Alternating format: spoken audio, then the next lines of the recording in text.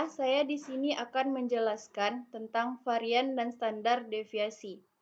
Varian dan standar deviasi atau simpangan baku adalah ukuran-ukuran keragaman variasi data statistik yang paling sering digunakan.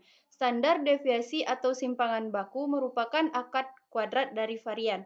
S sama dengan akar S kuadrat.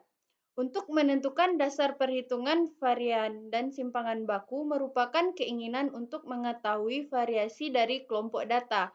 Untuk bisa mengetahui variasi suatu kelompok data, yaitu mengurangi nilai data beserta rata-rata kelompok data tersebut. Kemudian hasil semuanya baru dijumlahkan.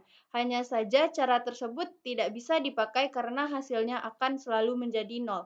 Sigma I sampai 1 jumlah data X dikurang X bar sama dengan nol. Agar hasilnya tidak menjadi nol, yaitu dengan mengkuadratkan setiap pengurangan nilai data serta rata-rata kelompok data tersebut yang kemudian dilakukan penjumlahan. Dengan begitu, hasil penjumlahan kuadrat sum of squares tersebut akan memiliki nilai positif. Sigma I sampai 1 jumlah data X dikurang X bar kuadrat besar dari 0.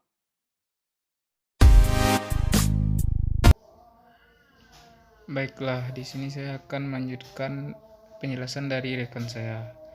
Nilai varian didapat dari pembagian hasil penjumlahan kuadrat atau sum of squares dengan ukuran data n. S kuadrat sama dengan sigma I n sama dengan 1 X1 dikurang X kuadrat dibagi n. Meskipun demikian, ketika diterapkan nilai varian tersebut, bias untuk menduga varian populasi dengan memakai rumus-rumus di atas, maka nilai varian populasi bisa lebih besar dari varian sampel. Supaya tidak bias saat menduga varian populasi, maka n sebagai pembagi penjumlahan kuadrat atau sum of squares harus diganti dengan n-1 atau derajat bebas sehingga nilai varian sampel mendekati varian populasi. Dengan begitu rumus varian sampel akan menjadi seperti di bawah ini. S kuadrat sama dengan sigma I n sama dengan 1 X dikurang X kuadrat dibagi n kurang 1. Nilai varian yang diperoleh merupakan nilai yang berbentuk kuadrat. Seperti misalnya satuan nilai rata-rata adalah gram, dengan begitu nilai varian adalah gram kuadrat. Untuk memperoleh nilai satuannya, maka varian dikuadratkan supaya hasilnya standar deviasi atau simpangan. Selanjutnya, contoh penghitungan. Dalam suatu kelas tinggi badan, beberapa orang siswa yang dijadikan sampel adalah sebagai berikut. Tingginya 172, 169, 180, 170, 169, 160, 175, 165, 173, dan 170. Dari data tersebut diketahui bahwa jumlah data N sama dengan 10 dan N dikurang 1 sama dengan 9. Selanjutnya dapat dihitung komponen untuk rumus varian dari tabel berikut. Nah, dari tabel kita bisa mengetahui sigma I sama dengan 1 jumlah datanya 10. XI kurang X bar kuadrat hasilnya 272,9. Oleh karena itu, dapat dihitung varian S kuadrat sama dengan sigma I sama dengan I N XI dikurang X bar kuadrat per N kurang 1 sama dengan 272,9 per 10 kurang 1 hasilnya 30,32. Sedangkan standar deviasi akar kuadrat dari varian tersebut S sama dengan akar sigma I sama dengan IN XI dikurang X bar kuadrat per N kurang 1 sama dengan akar 272,9 per 10 kurang 1 sama dengan akar 30,2, hasilnya 5,51. Baiklah, saya akan melanjutkan presentasi selanjutnya, yaitu z-score. Nilai suatu z-score adalah pasti.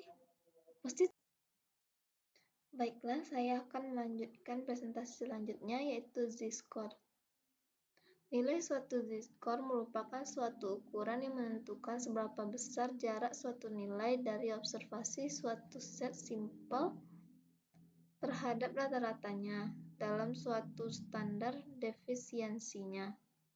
Nilai z-score akan berada pada suatu titik pada sumbu datar dari kurva normalnya.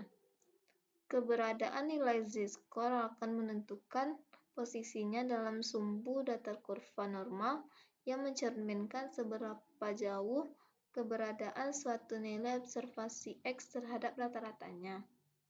Apabila z-score bernilai negatif, maka dia akan pada posisi sebelah kiri rata-ratanya dalam kurva normal yang dilihat dari hadapan kita.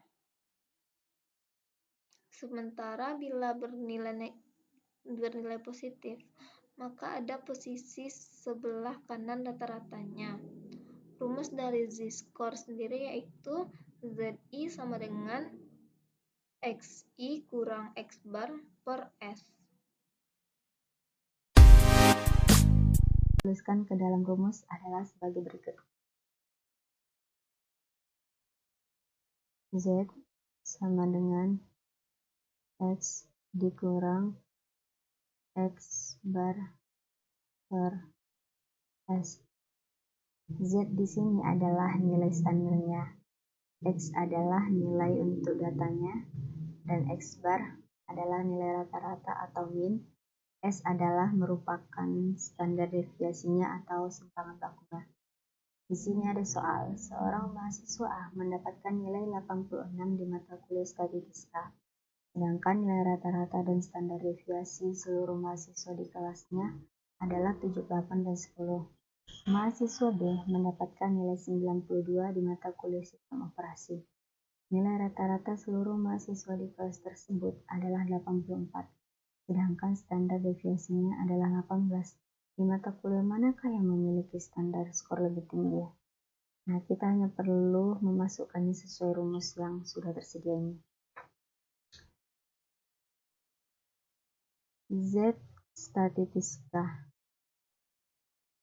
Z-skor untuk statistika sama dengan X-nya mata kuliah statistika.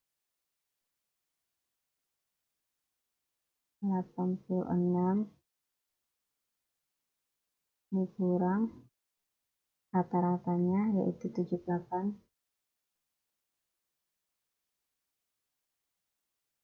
per S simpangan bakunya yaitu 10. Sama dengan 86 kurang 78, 8 per 10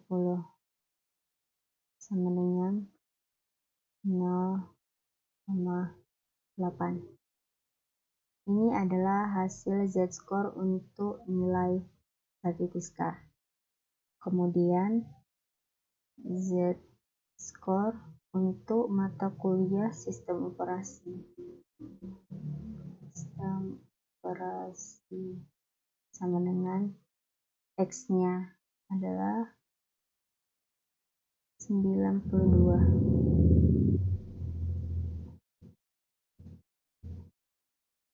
Dan X-bar-nya atau nilai rata-ratanya 84. Dikurang S atau standar deviasinya adalah 18. Sama dengan 92 dikurang 84. 8 per 18 sama dengan 0,4. Ini adalah z-score untuk mata kuliah sistem operasi. Jadi setelah mendapatkan hasil dari masing-masing skor z-nya, maka dapat kesimpulan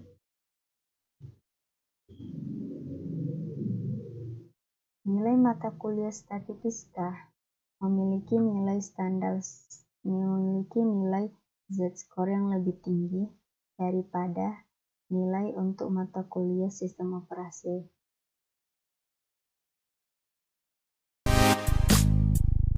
Baiklah, saya akan melanjutkan hasil dari rekan saya. Seperti kita ketahui bahwa luas seluruh area di bawah kurva normal adalah 1, dan setengah luas area kurva normal adalah sebesar 0,5, yaitu luas arsiran dan titik tengah ke titik ujung, di mana titik tengah adalah rata-rata. Kesimpulan, pada contoh kasus di atas, peluang mendapatkan siswa dengan tinggi badan yang umurnya di bawah 167 cm sebesar 0,2946 kali 100% sama dengan 29,46%.